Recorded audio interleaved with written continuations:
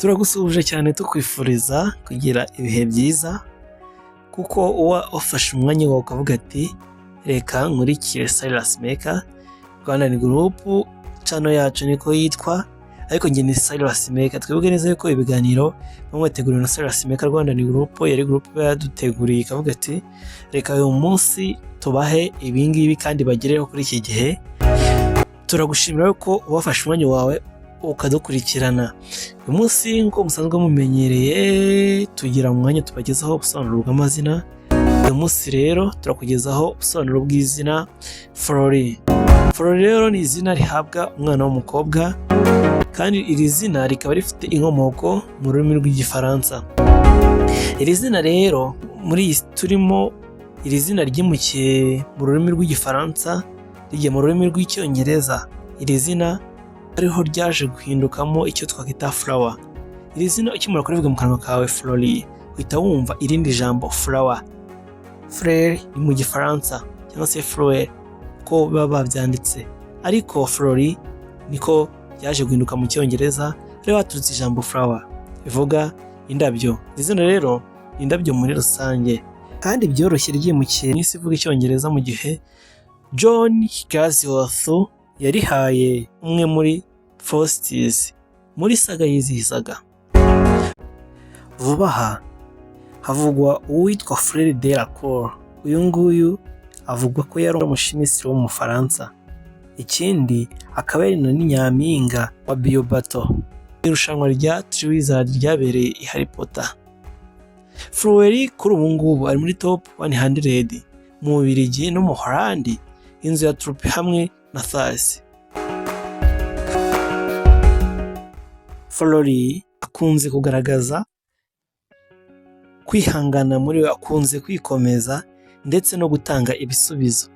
Aremera ibyishimo umuntu utari ubifite. Uzarebe akenshi cyane nko izina Fleury yavuze rivuga ururabo. Ururabo ni ikimenyetso akenshi cyane gikoreshwa nko kugaragariza umuntu urukundo, kugaragariza umuntu ibyishimo. Uzareba abantu bakundana kenshi umukunzi we iyo ari umusore ashobora kumuha akarabo. What does this mean? Ibishatse gusobanura iki? Fleury aremera umuntu ibyishimo. Uwari ubabaye ashobora kwishima. Fleury akenshi azarangwa n'ibyishimo, azarangwa n'umunezero igihe kinini. Ashobora kandi kuba yabasha gukomveka umuntu uri mu kababaro akabasha kwishima. Ba Fleury bigiramo iyi mpano. Kandi ba Fleury nanone bagira umutima uzi gufata umwanzuro ndetse no gushaka igisubizo vuba.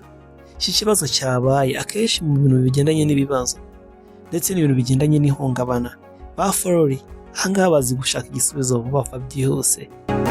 Barihangana ba Fleury, bagira ubwitonzi bwinshi, ntago basamara.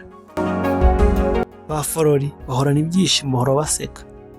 Fleury naho yababaye ntago ababara wa nyawe, ni wapfa kumenya ko yanababaye. Iyo ababaye ntago abikugaragariza. Fleury yanga umuntu ushobora kumubabaza. Fleury uyu nguyu Fleury kandi iyo akundanye agerageza guha akanya umukunzi we, agerageza kwitonda ndetse no kwitondera urukundo rw'uwo bakundanye nabo kugira ngo atazigera amubabaza na gato, kuko nawe ntago abashaka kubabara.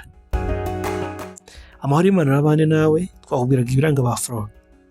Natwe rero turagusaba kugira ngo utwandikire ubutaha tuzakubwira iryawe izina cyangwa se ry'inshuti yawe ushaka kumenya. Twibuke neza ko iyi ari Silas Maker. Nugenda ndakoze subscribe kandi wibuke no gusangiza n'abandi kugira ngo nabo babone kuri aya makuru. Ugire ibihe byiza.